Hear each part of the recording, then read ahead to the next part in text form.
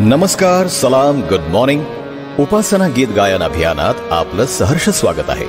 दर रविवारी प्रसारित होत असलेला हा उपासना गीतांचा उपक्रम या लिंकवरती ऐकून झाल्यावर लाईक, सबस्क्राईब आणि कमेंट्स करायला मात्र विसरू नका.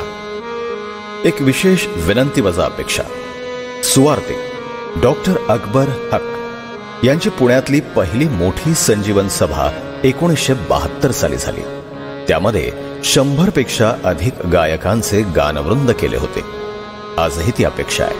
चर्च क्वायर किंवा कोणत्याही गानवृंदाला उपासना संगीतातील 10 गीतांचं सादरीकरण करण्यासाठी आस्थापूर्वक निमंत्रण आहे.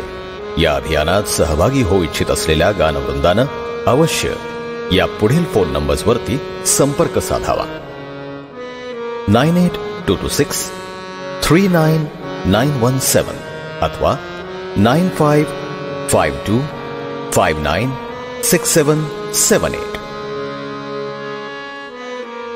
अखिल पृथ्वी तलावरील मानवजात ही जन्मतःच पापी आहे.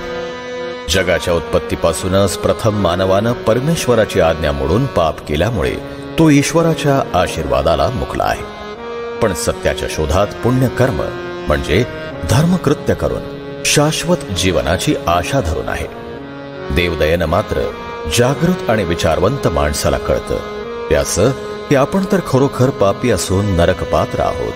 मग आपला उद्धार कसा होईल? नरकवासाच्या भीतीनं देवभीरू मनुष्य धैर्यहीन, निराश अशा अवस्थेत असताना कुठूनशी त्याच्या कानावर सुवार्ता पडते की अरे वेड्या, भीतोस कशाला? तुझ्या पापांची खंडणी तर केव्हाच भरून झालेली आहे. ती खंडणी भरून देणाऱ्या येशूवर विश्वास ठेव आणि दग्ध पूर्ण अंतःकरणानं क्षमा याचना करून सत्याचा मार्ग धर. शाश्वत जीवनाचं ईश्वरीय कृपादान निश्चितच तुला प्राप्त होईल. कवयित्री पंडिता रमाबाईंना हा साक्षात्कार झाला. म्हणूनच मोठ्या विश्वासपूर्ण अंतःकरणानं आपल्या काव्यात आळवताना मोठ्या आनंदानं त्या म्हणतात, प्रीतीपूर्ण दीनबंधू येशू भेटला, उद्धरीन मी तुला म्हणून बोलला. उपासना संगीत क्रमांक 257 वर असलेली पंडिता रमाबाईंची ही गीत रूपातील साक्ष समूह स्वरात आळवीत आहेत उपासना गीत गायन अभियान, महाराष्ट्राचा गानवृंद.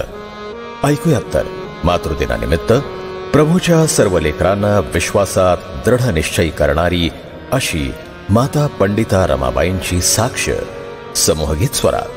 प्रीतीपूर्ण दीनबंधू येशू भेटला. ऐकूया.